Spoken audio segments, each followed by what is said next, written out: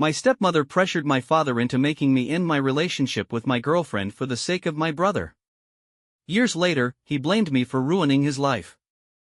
I'm a 32-year-old man who has had no contact with my father's family for the past 12 years, and it all began with his remarriage.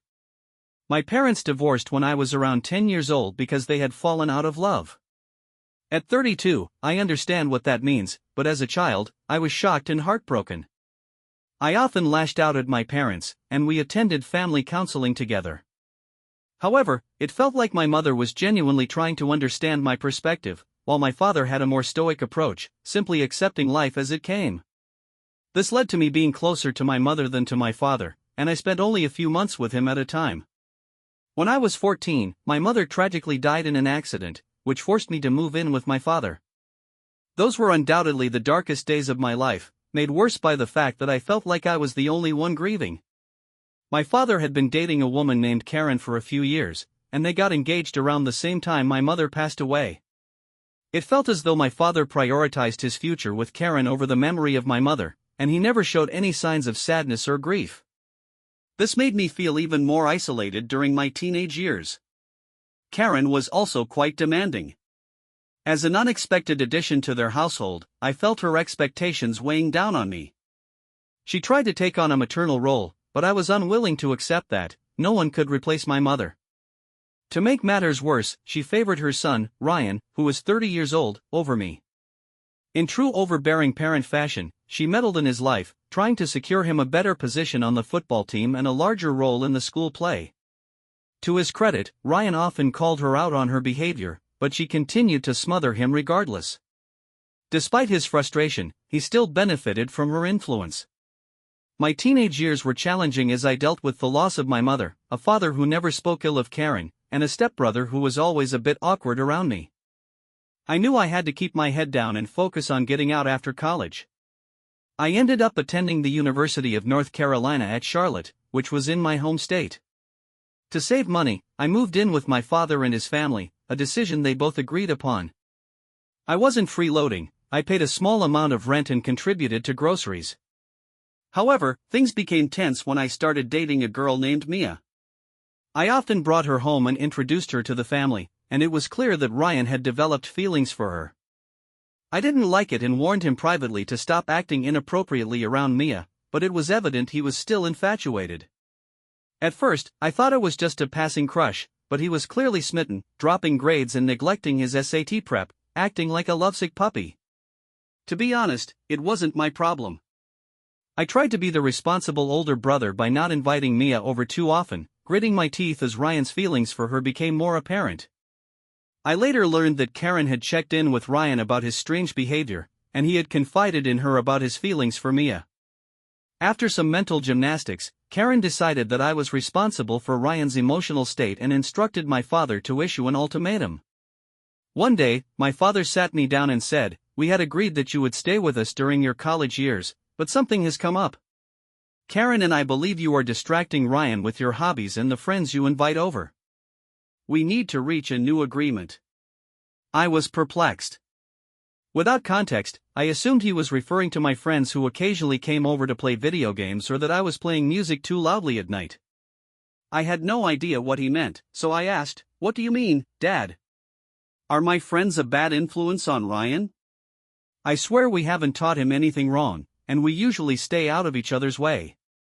He replied, "Yeah, but that's not what I'm talking about. I think you and I both know that Ryan has strong feelings for Mia. We were thinking that you could end your relationship with her to keep the family at peace. I mean, we don't think a girl should be more important than your brother's well-being, right?" I couldn't help but laugh at the absurdity of it all. It was the dumbest thing I had ever heard. Still chuckling, I responded, "Sure, Dad, why don't I just end a great relationship because your son can't take no for an answer?" During this time, Ryan had been feeling guilty about how I had laughed at the situation, and he had managed to overcome his feelings for Mia. However, due to his poor mental health, he ended up associating with the wrong crowd in college and eventually dropped out.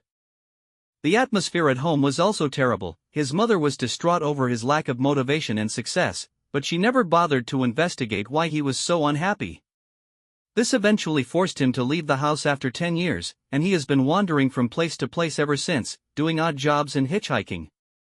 He approached me recently, asking if I could help him settle in this area, perhaps by getting him a foot in the door at my workplace.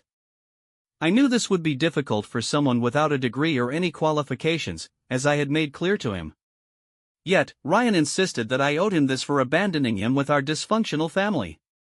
He maintained that despite our distance, we were still brothers. He left about an hour ago as I write this, and I find myself conflicted. I don't believe I owe him anything, yet it's painful to see him in this state. I spoke with Mia about it, and she wants to maintain no contact with any members of my family, including Ryan. However, she believes we should support him in some way. Am I the bad guy if I choose to stop engaging with my stepbrother? After considering feedback, I think it's better to provide Ryan with temporary housing and encourage him to look for work on his own. I'm not sure if we'll ever have a meaningful friendship, but I realize I don't owe him anything for his struggles. I did what was best for myself. A few months later, Ryan is doing well in our town. He has changed dramatically from who he was before and has begun working as a junior manager at the local Walmart. The money we provided him has been beneficial, and he is attending night school to earn a degree. To be honest, seeing him now makes me want to be more involved in his life, but I can't shake the feeling that he believes I owe him something for moving out and making him feel terrible. I discussed this with my relatives, and they suggested confronting him about it. I spoke with Ryan about why he shouldn't expect anything from me. However, I believe he has matured into a fine man who deserves my support. It took him some time to understand the nuances of our past, but he eventually apologized for the unfair burden he placed on me and expressed gratitude for my support. Mia has also softened her feelings toward him after he privately apologized for his previous behavior. I suppose he'll be welcome in our home from now on, though I can't say the same for his mother and father. We both share a mutual disdain for them. Now, on to another story. My best friend's baby shower turned into a nightmare when she announced that my husband was the father. What happened next shocked everyone. Yesterday, my husband, who is 32, and I, a 30-year-old woman, attended my best friend Emily's baby shower. Emily and I have been great friends since college.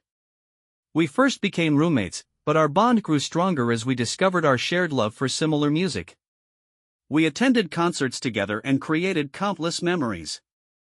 By our senior year, we were nearly inseparable, spending summers at each other's houses whenever possible. After finishing school, we pursued different careers. I landed a highly sought-after position at a prestigious law firm, which was my dream job. Emily, on the other hand, was unsure about regular employment and chose to explore social media as a source of income. Despite our dramatically different schedules, we made it a point to set aside weekends for each other, always finding time to connect, whether it was hiking, trying out new restaurants, going out for drinks, or just staying in to watch movies. I first met David on one of our girls' nights out. He was at his friend's bachelor party, and the moment I saw him, I knew he was the one for me. Although we often argue over who fell in love first, the truth is that we both fell deeply in love that same night. Fortunately, we've been blissfully married for 5 years, and it's been nothing short of ideal. I often tell Emily how grateful I am that she invited me to the pub that night, otherwise, I might never have met my wonderful husband. Emily was unmarried for a few years after my marriage before meeting her current spouse, Mark, and they are celebrating their 2nd anniversary this year. 3 months ago, Emily announced that she was pregnant, and I was overjoyed. I couldn't wait to see my closest friend embark on this new chapter in her life and hold her baby. I felt honored when Emily entrusted me with organizing her baby shower because I would be the baby's godmother. After exploring numerous themes, we settled on yellow, Emily's favorite color. Throughout the planning process, I decided to focus on my life with my husband, but Sarah openly referring to him as the father of her baby was a lie that affected me deeply. My eyes welled up with tears, and I struggled to hold back my emotions in front of everyone. Sarah jumped up, laughing, and playfully shoved her husband, Mark, exclaiming, "I was just kidding, guys. This is all just a prank for my Instagram. I've set up cameras everywhere to capture all of your reactions." As everyone glanced around, puzzled, I couldn't help but feel annoyed at Sarah for putting us through such an emotional roller coaster. I couldn't believe my best friend thought it was funny to point out my husband as the father of her child, especially given our past struggles. I turned to look at my husband and noticed his face was flushed. He was still holding my hand tightly under the table, and I could sense his embarrassment. While a few guests laughed nervously, the room felt generally uncomfortable. I noticed that Mark didn't join in the laughter. He looked upset rather than amused and even apologized to my husband. Mark and my husband had grown close over the years, and I could tell he felt sorry for us. At that moment, I didn't want to confront Sarah and ruin her baby shower, so I tried to shake off the dread that had settled in. After lunch, we played a few games before opening gifts. Sarah was the only one who seemed to be enjoying herself, chatting with guests and taking pictures for social media. My husband had previously told me he wanted to leave after the awkward meal, but I urged him to stay. I didn't want anyone to notice us leaving unexpectedly, so I promised him I would talk to Sarah later. Mark, too, seemed uncomfortable with the celebration. He stood up with an angry expression and asked Sarah if they could step outside for a moment. I knew something was about to happen. We could all see and hear them clearly as they spoke, and it was evident that Sarah's joke had made the atmosphere tense. I watched as their conversation escalated, with Mark's gestures becoming increasingly animated. His voice rose, and his words echoed across the room. I can't believe you would do something like this. They are our closest friends, and this isn't just a harmless prank. You've made a mockery of our baby shower and humiliated me in front of everyone. Sarah kept insisting she thought it was just a harmless joke, but Mark wasn't having it. He sternly told her to grow up and stop making insensitive comments, especially since they were celebrating the birth of their child. The room fell into an uncomfortable silence as we all listened to their exchange. My husband couldn't take it anymore and got up, saying he'd wait for me in the car. While my heart ached for my friend, I recognized how hurt my husband was and couldn't blame him for leaving. Mark must have realized the seriousness of Sarah's actions as he watched my husband walk out. He turned to Sarah and said, "I'm done. I can love this child, but I can't be with you for 1 second longer." When Sarah heard this, she burst into tears, and Mark left the gathering. We all exchanged surprised glances, unsure how to react. My heart ached for my dear friend, but I knew my husband needed me more at that moment. I didn't want to approach Sarah after her painful conversation with Mark, so I too left the baby shower without saying goodbye. When I got home, I found my husband visibly upset. We couldn't believe Sarah had pulled such a cruel prank on us. That evening, Mark texted us an apology, stating he had no idea she would do something like that for a video and was sorry for everything we had gone through. We were grateful he reached out because we didn't want any ill will toward him and fully understood his perspective. Unfortunately, I woke up the next day to multiple messages from Sarah. She explained that she had pulled the prank out of stress from her pregnancy and just wanted to create a viral video for her Instagram. She claimed she didn't understand why we were upset and wondered why I had left without saying goodbye. Then she asked me to meet her that day to take her to her gynecologist appointment. Feeling upset again, I told her I didn't find her joke amusing at all. I explained that what she did was rude and had made both my husband and me very uncomfortable. I also informed her that I needed some time away from her and wouldn't be able to accompany her to her appointment. Sarah retaliated by calling me a terrible friend for abandoning her at such a vulnerable moment. This message truly hurt me. I couldn't believe she would say something like that just because I needed space. When I told my husband about Sarah's message, he was just as outraged as I was. He insisted that we avoid interacting with her until she understood the gravity of her actions. Mark has completely ignored Sarah's attempts to reach out to him. In a shocking turn, she even accused him of having an affair with me, which was entirely unexpected. The truth is that Mark is simply heartbroken over the end of their marriage because Sarah is gradually becoming someone he no longer recognizes. After I blocked her, Sarah was unable to contact me directly, so she left a lengthy note for my husband. In it, she accused him of trying to destroy our friendship and even claimed that he wasn't much of a man because he couldn't get me pregnant. I was furious when my husband showed me the note after returning from work yesterday. Until then, I had tried to dismiss her sudden change in behavior, attributing it to pregnancy hormones, but her derogatory remarks about my husband were completely unacceptable. That was when I decided to take action. I had been in charge of both the baby shower and the baby registry, spending countless hours with Sarah discussing her needs and compiling a list of essential items for the baby. However, Sarah insisted on including ridiculously expensive items on the list that not all attendees could afford. While some guests followed the list, others brought practical gifts that would still benefit a new mother. Sarah was genuinely upset about this. Initially, I had planned to give her a few of the pricey items she wanted, but after she insulted my husband, I promptly cancelled the order and deleted the baby registry to ensure she couldn't access it. If she wanted those items, she would have to start from scratch. Additionally, I had received a message from the caterer about the baby shower a few days prior, but I had been too preoccupied with Sarah's behavior to respond. As a surprise gift to Sarah, I had previously paid half of the catering service's booking fees and intended to pay the remaining balance after the shower. However, given everything that had transpired, I became distracted and completely forgot about it. I called the caterer to explain the situation, and they informed me that since Sarah had booked the catering service under her own name and had communicated with them prior to the shower, the final payment would be sent to her rather than me. I was relieved that I wouldn't have to spend any more money on someone who had publicly insulted us and continued to harm us with her harsh messages. I shared this news with my husband, who found it amusing. Although I had considered reaching out to Sarah in the days following her letter, I realized I had reached a point of no return in terms of forgiveness.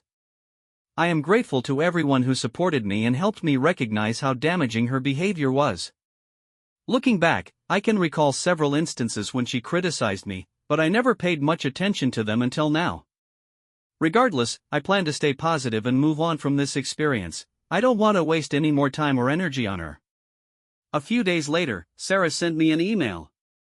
As soon as I saw her name in my inbox, I knew she was back. In the email, she accused me of being cheap for not paying for the full catering service, even though she knew I could afford it. She claimed I had always been arrogant because I was born into a wealthy family and expressed relief that I could never conceive. She went on to say that she had been using me for years to make her life easier, then repeatedly called me unattractive and implied that I didn't deserve my husband. She even suggested that my husband married me just for my money because I was too ugly to be with him. Throughout the email, she used explosive profanity, essentially calling me every foul name imaginable. I showed the email to my husband, who quickly deleted it. Over the years, we had both gone above and beyond to help Sarah.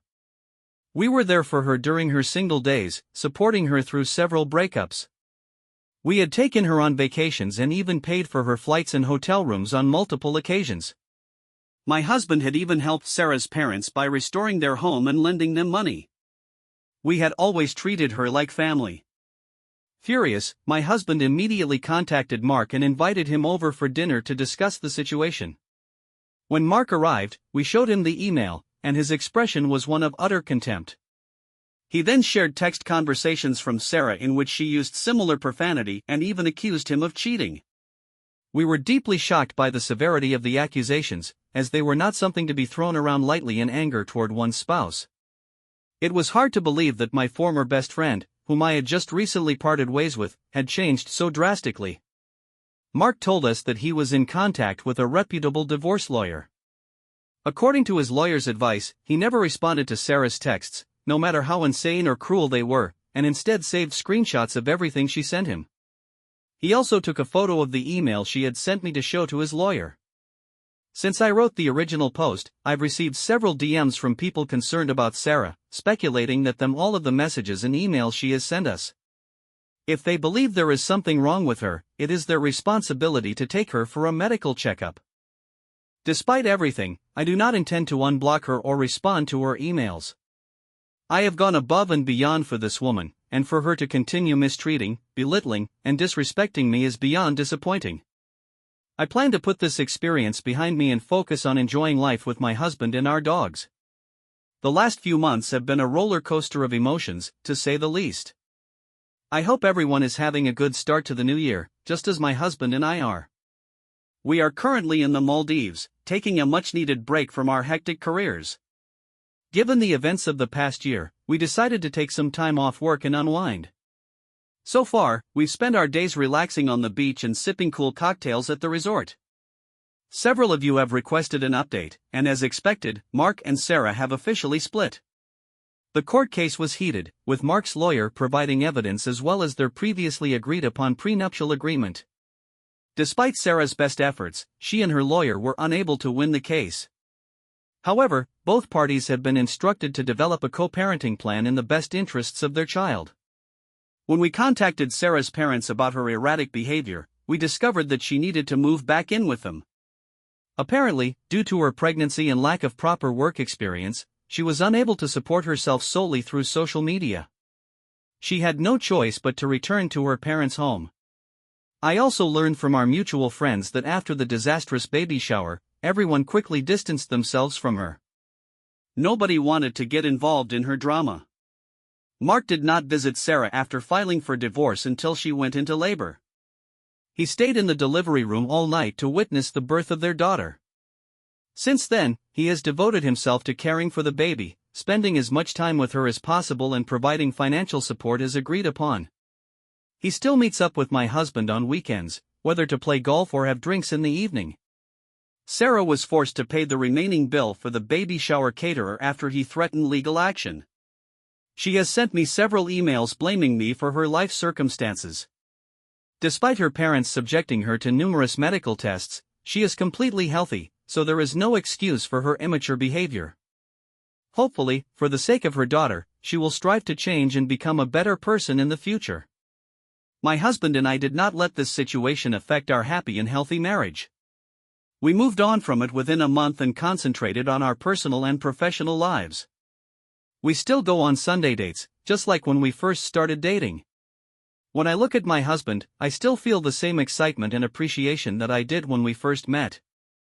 I am grateful to be spending my life with him. I'd also like to express my sympathy to all the couples who have shared their struggles with infertility. I want you to know that it's perfectly okay, life takes its own course, and we must trust the journey. If you genuinely love your partner, there are numerous other ways to become parents. However, my husband and I are content with each other's company and have decided to spend the rest of our lives happily together. Thank you for following our story. If you haven't subscribed yet, please do so and hit the notification bell to stay updated with more real-life stories happening around you.